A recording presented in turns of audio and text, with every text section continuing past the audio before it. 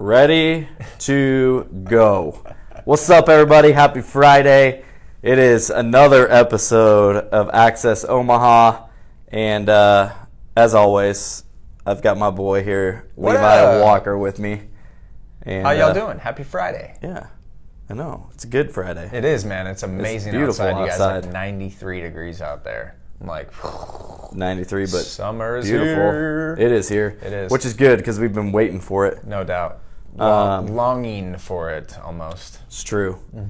So today's topic, we're gonna go back in time a little bit here. Throwback. A little throwback to where this podcast all started, which we called it Conversation Corner. I almost wanted to say that when you were like, Happy Friday. I was almost like, it's Conversation Corner. And now we're gonna get back to like Conversation Corner a little bit because we've been talking a little bit lately about some certain things going on just in our industry and our business, and hopefully this will be beneficial for you guys as you think about if you are someone. We're going to go back to our roots here instead of we're going to be our own guest today. Yeah. And we're going to talk a little bit about the market, real estate, and a little bit of lending. Yeah. And a little bit of time wasting. A little bit of time wasting. So do not waste my time. And what was the second part of that? Do you remember?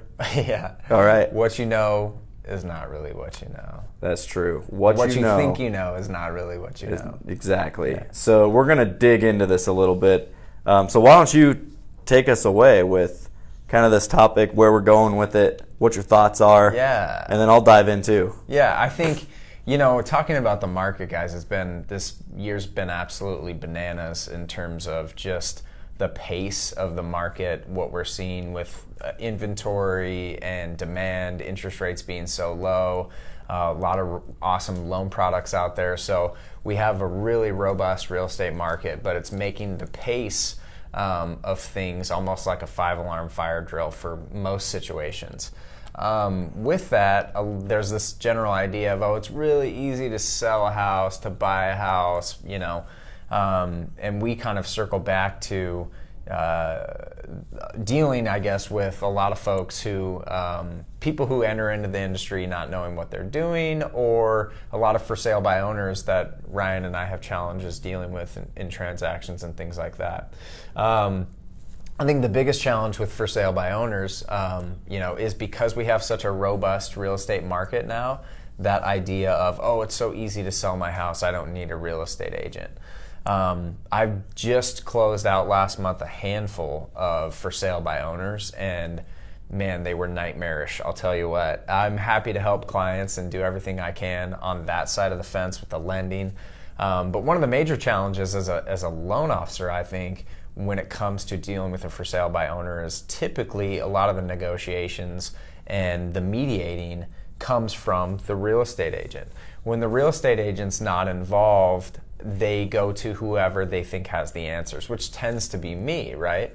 I'm happy to do that, of course, and happy to help clients as much as I possibly can, but a lot of it encroaches into the realm of giving real estate advice, which I have to be very careful about because that's not what I do. And then also a lot of things that I don't just personally handle because, again, these are things that the real estate agent would take care of, ordering certain verifications, reports, termites, things like this, home inspections. There's a ton of stuff that goes into that, and then a lot of times it will fall on my shoulders or the title and escrow companies. Every one of those transactions I closed out last month said, oh my God, we will never do that again. We will only ever use a real estate agent, both on the buy side and the sell side, because there's just so much that goes into it. And the other challenge I think a lot of sellers have is they leave a lot of money on the table. This is, to me, is like the biggest, most surprising thing I see, because with for sale by owners, there's this idea of like, I'm going to save some money. I'm not going to pay a realtor commission. My house will sell. My neighbor's house sold, blah, blah, blah.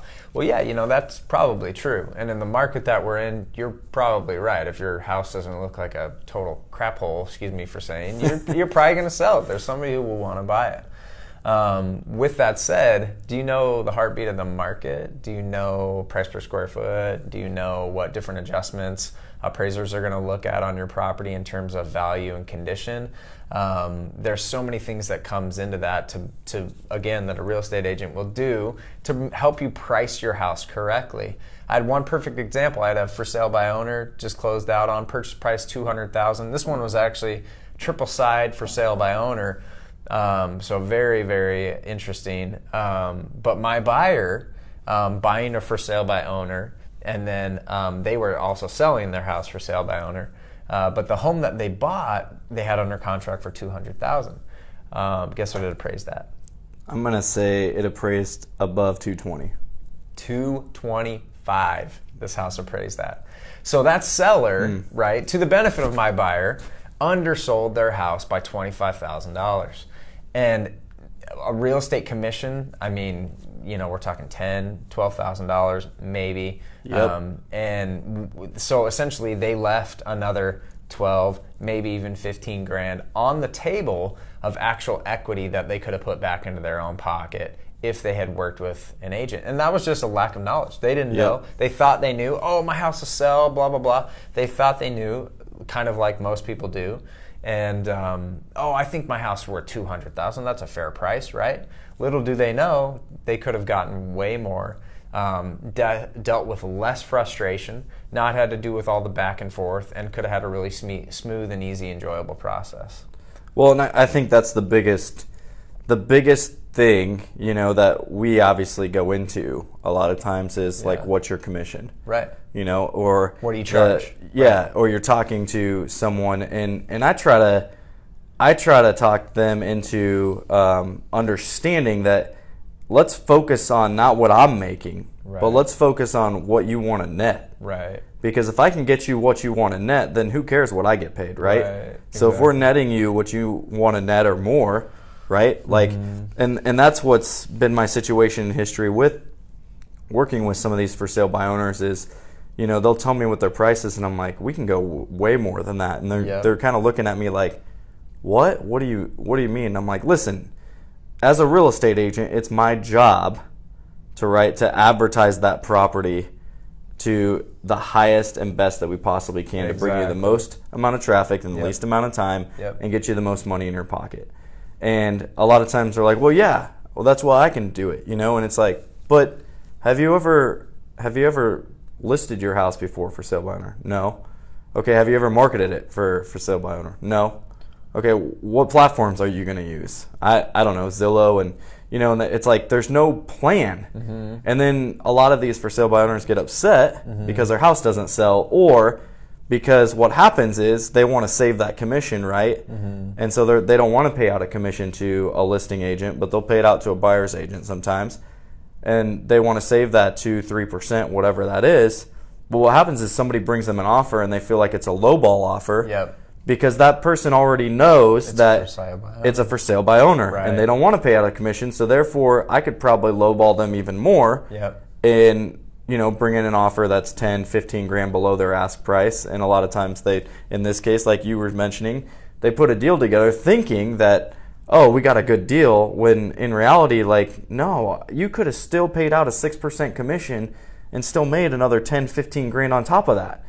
And that's the whole purpose of when I go talk to other people that are thinking about for sale by owners. Listen, I'm not just trying to go in here and list your house. Like, I'm going in here to sell your house, for one, but I'm also going in educating you on what you think you know isn't always what you know, right? And what you don't know. And so it's educating those people, it's informing them, it's giving them the proper information that they need to process, and then think about, okay, what's the plan here moving forward? Now, I will say this. I will say that just recently, I would say, I don't know, in the last month probably, a lot of our listings, we've been seeing that we're typically in those price ranges of selling overnight, that they're starting to sit a little bit longer, now that we're in this market a little bit. And so if you're a for sale by owner and our listings are sitting a little bit longer, you know, your house is going to sit probably even longer. Exactly. There's a reason why 76% of for sale by owners end up using a real estate agent after trying to sell their house. Those are facts. Yes, those are facts. And then there's another fact that talks about, and it's exactly what we were talking about, is the fact that, you know, if you go for sale by owner, you're going to net more money. And I think it's like 10-15% somewhere in there of what you're netting that you'd be losing out on if you were to use an agent. So that right there should tell you, oh, maybe I should use a professional to do this. And I don't know if this is a good illustration or not, but I'm like, you know, if I have a brain tumor, you know, like I'm not just going to go to a knee doctor, or I'm not going to go to urgent care. I mean, does that doctor know how to operate on a brain tumor? He might, but that's not his specialty, right? So like, why would I go pay him a ton of money to basically go work on my brain if he's specialized in knees? It's the same thing with like real estate. When I've got people that are like, oh, well, we're going to put it up for sale by owner. We know what we're doing. And I'm like, do you? Let's have a conversation. And I'm not trying to win the listing. It's just basically talking with them as far as like, do you have the proper information in front of you to basically go out there and do that? And then do you want to deal with all the other stuff that comes with it? And I think that's what you were saying, the is unknown. There's so much stuff behind the scenes into it, guys. It sounds so easy to be like, oh, I'm going to put my house up for sale and I'm going to get it under contract. That's great. But then guess what? Now you're dealing with like 5-6 other people involved in the transaction. And you've got all these other things that are now on a time frame that need to get done. And a lot of times people are like, well, I had no idea that I had to go make all these phone calls and I had to communicate with all these different people and I had to open up my house to this person and that person, whatever. And it's like, yeah, now you know why it gets stressful sometimes with us, like in our job. And that's just being real. But even on the mortgage side of things, I see that a lot too. Like and that's where we try to set expectations as best we can. But sometimes it's hard to do that because, you know, we live in the age of information and anybody can start Googling or, you know, Zillowing, or they can start blackbirding and calling their friends and family and this and that, and people have no idea and are definitely not experts in getting alternative opinions and facts that may not be 100% accurate from other folks. That's another thing that, you know, I find a lot of challenges in is, oh, you know, my brother told me this, or my aunt told me that, or my friend's friend is a lender or is a real estate agent and I heard this. And it's like, yeah, you know, it's good to tap into your network and try to find people who you trust and get opinions from other folks, but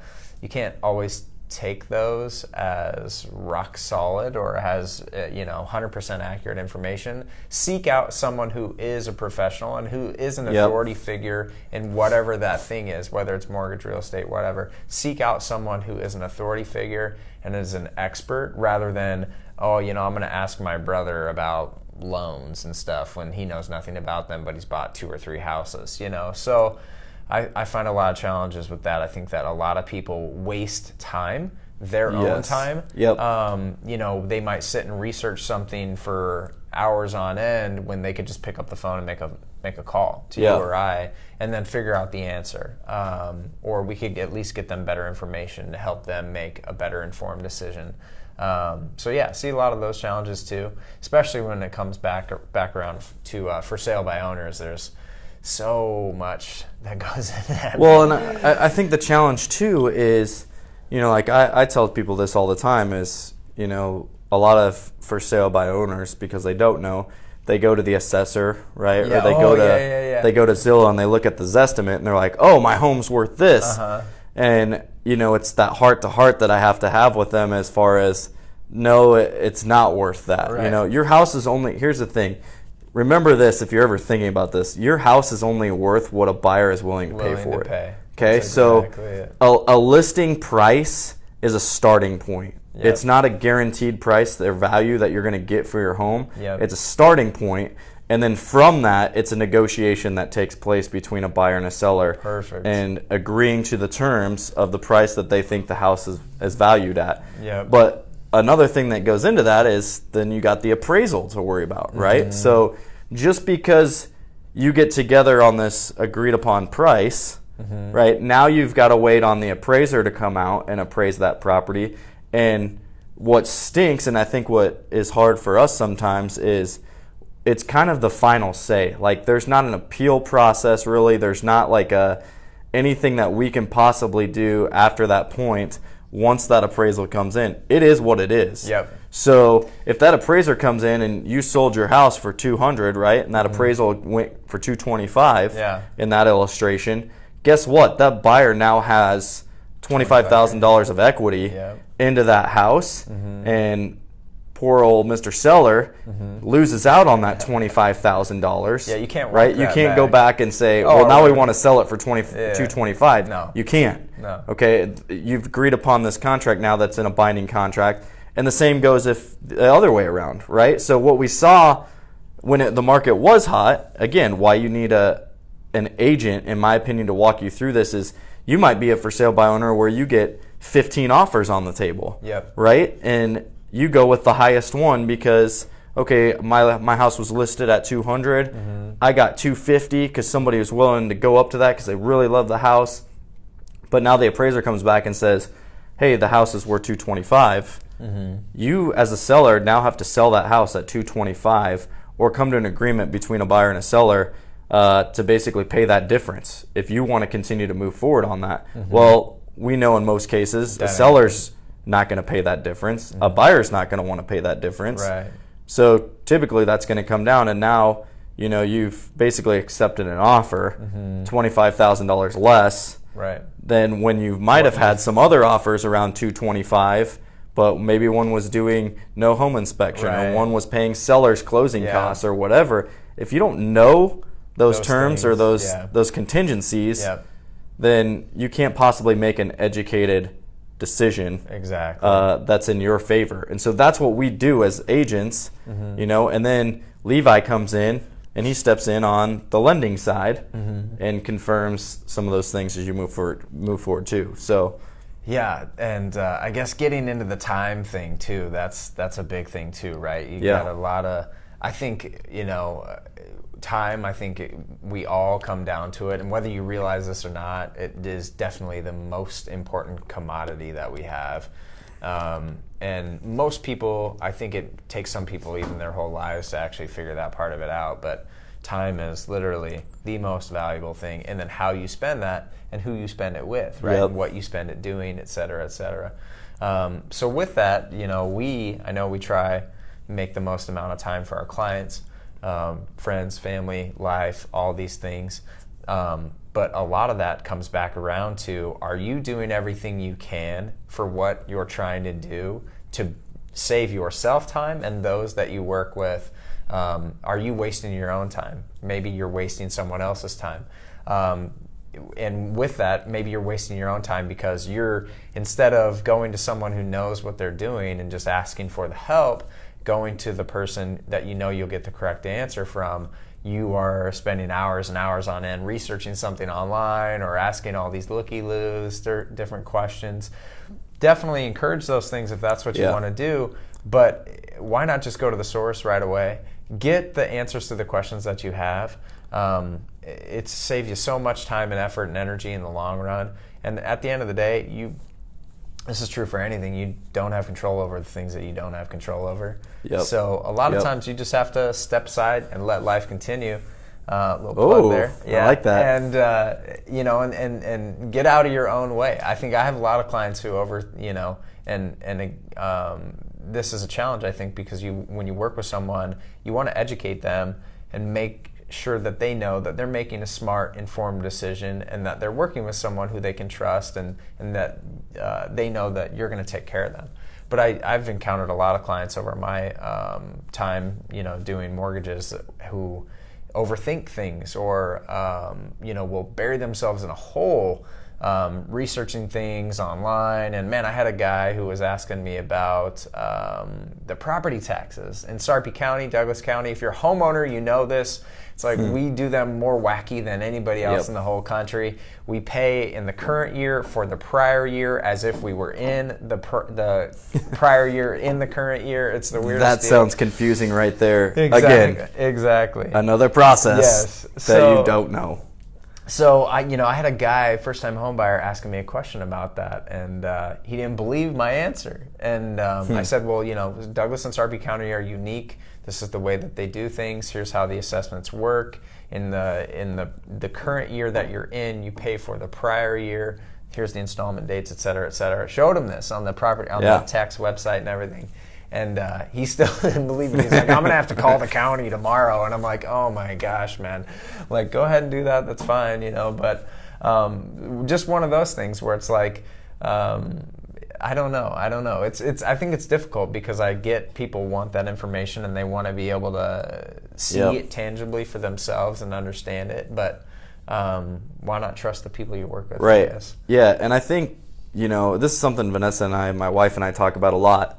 And and we've said it before, you get what you pay for, right? And so, like, we've reached a point in our lives where we realize that in order to get good service or good quality or good value, right, we're going to pay for it. Yes. But at the end, it's worth it. Right? Yep. So, when I was in high school, when I was in college, I don't necessarily have access to some of those funds, right? So I'd be shopping at, like, the Old Navy or wherever, or some of these stores, Goodwill. Shout out Gapping.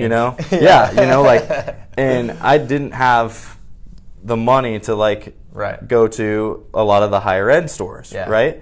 But what happens is, you get this product and this quality, and it lasts maybe like 3 or 4 months, and then it gets holes in it and whatever, and then you're going back. And get something else. Yep. But now it's like, I know, and I realize that, like, if I go shop, I'm not going to drop any more names, but if I go shop at some of these other places, Brooks Brothers, exactly. I know the quality is going to be better. I'm going to pay more for it, but I know the quality is going to be better, and that's what I try to tell people too. Is like, whenever I hate having the conversation about dropping my commission, because I'm like, I just don't do it. I believe in my value, and I believe in what we offer as a team with our knowledge, our experience, our expertise, our resources, all those things. And I'm not going to go settle for less coming down, because I'm going to give you the same. I'm going to give you the same effort at 6%, and an even better effort than what somebody's going to do at something lower than that, know. And so, like, it comes down to, like, it isn't necessarily what I'm making. Let's talk about what you want to net and what you want to make, and we'll help you get there. If it's feasible and it's doable and it's realistic, let's go. And that's what we do, and that's why, I think it's important for all of us. Doesn't matter what industry you're in or what you're doing, but your value has to mean something, right? And one of the biggest things that my coach has taught me is, Ryan, you have to know your value proposition. What is your proposition and your value to your clients, to your team, to those around you, to being at Berkshire Hathaway, right? Like, there's a value in those decisions and those things that we do every day. And so if you're someone out there that's running your own business, and you're somebody that is involved with another business, and you don't know what that value proposition is, or that value that's brought to the table by working at that place, I would highly recommend, one, either researching it and looking in it, but two, if there isn't one, to get out, because it's not that business won't go anywhere without a value proposition and vision, right? And so I think that's kind of the main point that we use for Sale by Owner today, just because it relates to, like, us and what we're doing. Right. But I think that's how we can relate to everybody else out there listening that may not be potentially interested in the for sale by owner, or, like, real estate or lending. We have a comment. But do we have a comment? Oh. Cass in the background. A while ago, Danny said fizz boo. Fizz boo. Fizz boo. Hey, shout out to my agent, Danny. What up, Danny? What up, Danny? He does an amazing job of going and talking with for sale by owners and educating them and informing them and earning that trust and that relationship with those people to show them his value. So shout out to you, Danny. What up, Danny? Keep doing what you you're do a great brother. job proposing your value. And then it's interesting, because then at the end of the transaction, you always hear these clients come say, like, man, I'm so thankful for the value that was given to us through Danny and through this transaction, or through your team, or whatever the case is. But it's again that confirmation of, okay, we're in this for the long haul. We're in it to provide value, to provide information, all that kind of stuff. It's not always about the sale for us, but what I think hurts us a lot of times is in your illustration of that seller that lost $25,000.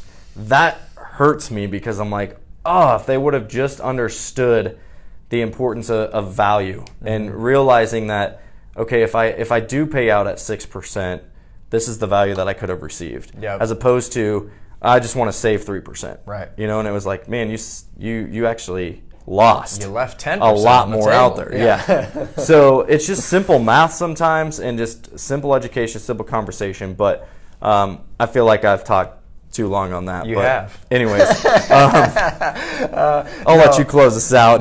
Any final words? No, you're totally right, dude. And I think you can't press into that enough, guys. Whoever you're working with, whatever you're doing, don't waste your time. Don't waste their time. Put your time where it matters, usually into the people that you love and the people that you want to spend time with. When it comes to other things where you're not an expert or a professional, step aside. Let somebody else handle that for you.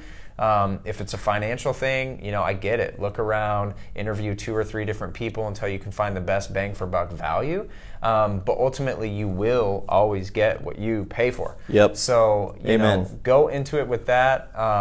We hope you guys have a great weekend. We did ramble on a little bit here about for sale by owners and stuff in the real estate market. But, man, this market's been crazy. And we know that there's a lot of people out there who are still thinking about buying, thinking about selling, thinking about getting pre-approved. Of course, reach out to us, guys, if you have questions. Ryan and I pour a lot of time into our clients. Absolutely. And we want to make sure that you guys are educated, you're making a smart decision. And, reach out to us. Let us know if you have any questions. We're here. We're happy to help. We hope you guys have a fantastic weekend. Thanks again for tuning in. Ryan, what do we got going on next week? Who we got on? Dude, we're still working on that potential, but I'll just put it out there that College World Series is coming up. CWS. So with the College World Series coming into town, we're trying to reach out to a network of people that are actually downtown around TD Ameritrade and putting together maybe a podcast down there to kind of help promote the College World Series in our city and our town a little bit. But also promote some of the businesses and the things down there and why they chose to be at that location and what the College World Series does for them and all sorts of stuff. So super excited to be able to hopefully get there and get going on that. But we'll have more news for you. Maybe we'll shoot out like a Snapchat or an Instagram for you guys. So shout out there, since we always ask everybody else. We do have Instagram. We do have YouTube. We do have our own podcast. Obviously, we're doing this. But if you go on your phone and you have the podcast app, you can search Access Omaha. Throw a sub. And you can subscribe. Yeah. And now you can listen to all of our different podcasts that we have and the guests that we have on the show every single week. So, boom. With that, there's the plug. And we look forward to seeing you guys next week. Have a good one. Peace.